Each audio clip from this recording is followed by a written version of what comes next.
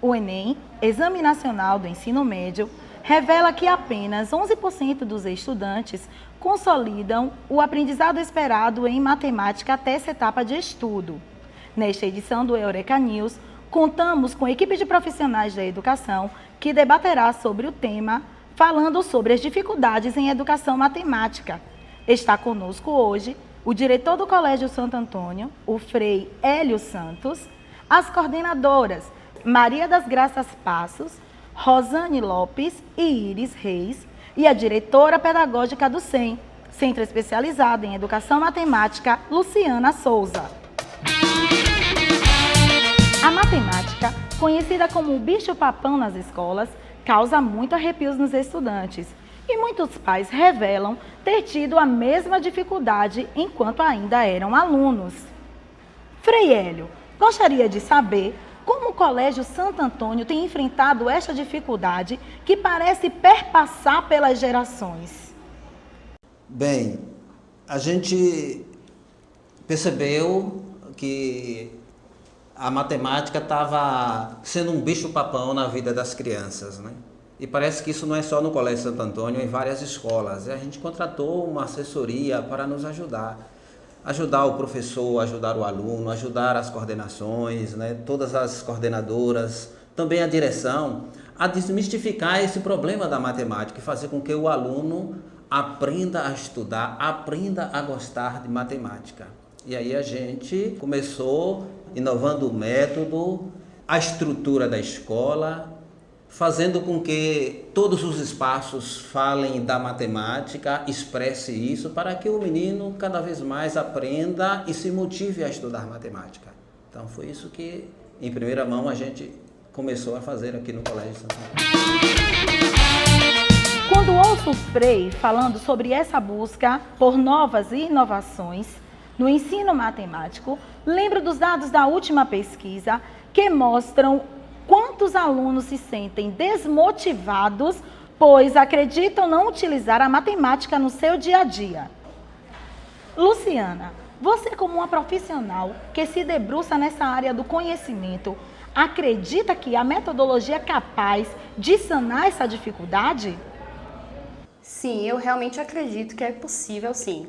Tem um pesquisador, Ivan Esquerdo, que eu gosto muito de uma frase dele. Ele diz assim, que sem vontade de comer, a gente não aprende a comer. Sem sede, a gente não aprende a beber água. Sem vontade, sem motivação, a gente não tem como aprender. Então, eu entendo que o princípio é a motivação. O aluno precisa se sentir motivado para. Aí a gente tem a neuroeducação que tem nos ajudado a nos debruçar sobre essa área do conhecimento, nos mostrando que é possível sim motivar o aluno e encontrar respostas a esse questionamento que se tem de que não tem utilidade no seu dia a dia. Aí quando a gente se debruça sobre as tendências da educação matemática, o que a gente percebe? A etnomatemática, que é nada mais do que trazer a realidade que o aluno tem em casa, que ele tem na sua sociedade para a sala de aula. Então a gente parte do princípio de que ele tem um conhecimento prévio e dali a gente continua a trabalhar. A modelagem matemática, que é uma outra perspectiva também, em que se traz de problemas reais para fazer um processo de modelagem na matemática, auxiliando o aluno a compreender melhor esse processo. E os jogos matemáticos, que por si só contribuem muito para a educação do menino, porque passa da esfera do só matemático. Ele vai ajudar o aluno a compreender, a entender melhor as relações humanas, compreender as regras, ele aprende a ser mais sociável, aprende a realizar com o outro também. Se debruçando nessas tendências de educação matemática, o que a gente percebe é isso, assim, que é possível motivar o aluno quando ele está assim, interessado e entendendo por que ele está estudando aquilo. Ouvimos falar muito dos jogos como instrumentos para uma aprendizagem significativa. Ouvindo a professora Luciana falar sobre estímulos, gostaria de direcionar agora a minha pergunta para as coordenadoras Rosane e Iris, que atuam na educação infantil e no ensino fundamental. Na verdade, nós hoje reconhecemos a importância dos pilares da educação na formação matemática e na formação também das demais áreas do conhecimento, né? O aprender a ser, a fazer, a conhecer, a viver, permeia toda a prática matemática dentro da escola e fora dela também.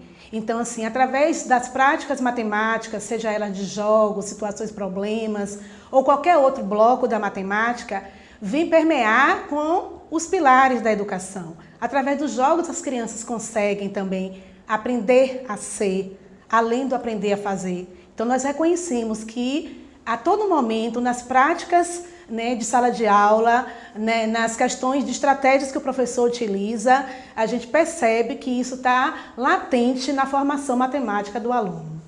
E é importante ressaltar que o Colégio Santo Antônio é pioneiro em buscar essas alternativas matemáticas. Há 6 anos, nós iniciamos um trabalho especificamente na área de matemática, como a professora Luciana falou anteriormente, com a modelagem matemática, inserindo dentro das séries, de forma espiralada, alguns conteúdos, como por exemplo, na educação infantil, trouxemos a educação financeira, onde a escola leva essas crianças para um banco da cidade, para um grande supermercado que tem na cidade, para que eles possam interagir e vivenciar na prática essa situação, que culmina lá no 5º ano, em todo o Fundamental 1, com um projeto onde um bazar é realizado, onde eles podem colocar na prática todas essas experiências.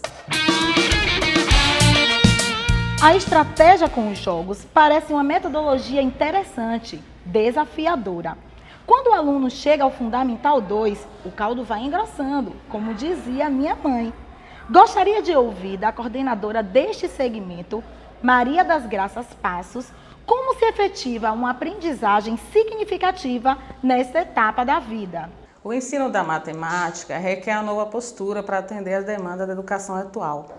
E através dos jogos, a aprendizagem torna-se uma aprendizagem significativa. O aluno consegue aprender com o concreto todos os conceitos que ele está adquirindo em sala de aula. Tem um psicólogo chamado Maslow que ele coloca o seguinte: uma das principais ferramentas para o aprender é a motivação. E através dos jogos, o aluno se sente motivado, existe a integração, existe a convivência, como a professora Rosane colocou com relação aos pilares da educação. Eles conseguem aprender a conviver e aprender a fazer de fato. É preciso levar a sério a educação dos nossos filhos para dar-lhes a oportunidade de realizar os seus sonhos.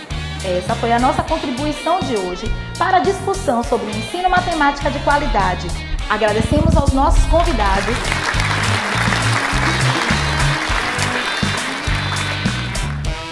Esperamos que vocês tenham gostado.